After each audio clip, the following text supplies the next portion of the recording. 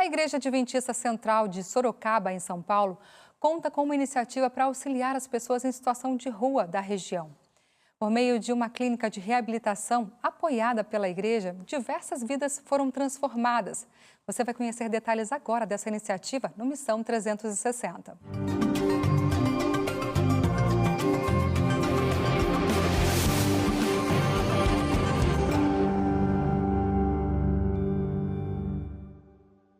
Eu sou o pastor Osmar Borges Lima, sou pastor da Igreja Adventista do Sétimo Dia, hoje atuando na Igreja Central de Sorocaba, São Paulo. A Igreja Central de Sorocaba, por estar no centro da cidade, ela acaba atendendo muitas pessoas em situação de rua. E a igreja desenvolveu um mecanismo para poder auxiliar essas pessoas. Então, o Instituto A Grande Esperança é uma clínica de reabilitação para dependentes químicos. Essa ideia nasceu no coração de alguém, do irmão Amaral, que perdeu o seu irmão para as drogas. E ele decidiu que mudaria e que ninguém nunca mais morreria se dependesse dele nessa situação. Então ele procurou um lugar, achou um lugar, alugou esse lugar, montou essa clínica e hoje a Igreja Central de Sorocaba atende esse lugar com auxílio financeiro. A clínica não é da igreja, mas a clínica recebe o auxílio financeiro da Igreja Adventista Central de Sorocaba. Essa clínica hoje, ela tem uma estrutura que facilita a desintoxicação do indivíduo. Então tem uma horta comunitária, tem piscicultura, tem 5 tanques com tilápia onde eles trabalham ali. Nós temos cultos de manhã, à tarde e à noite. Nós temos uma classe bíblica que funciona às terças e quintas. Nós temos também internet com o programa da Igreja Central, todos os programas sendo transmitidos no nosso canal também.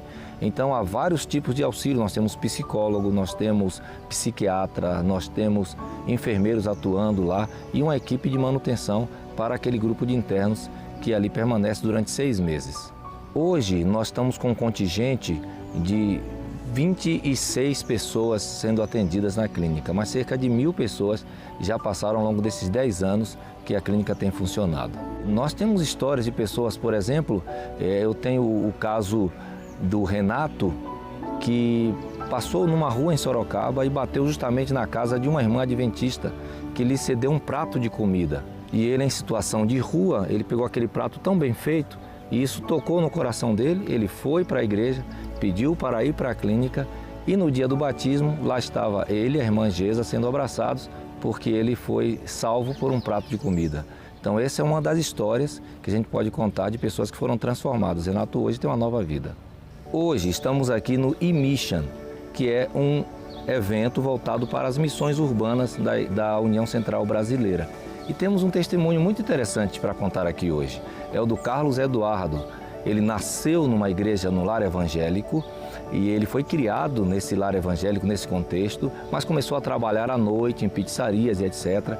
Começou a beber, se afastou da igreja porque os cultos geralmente são à noite, começou a usar cocaína, foi viver em situação de rua.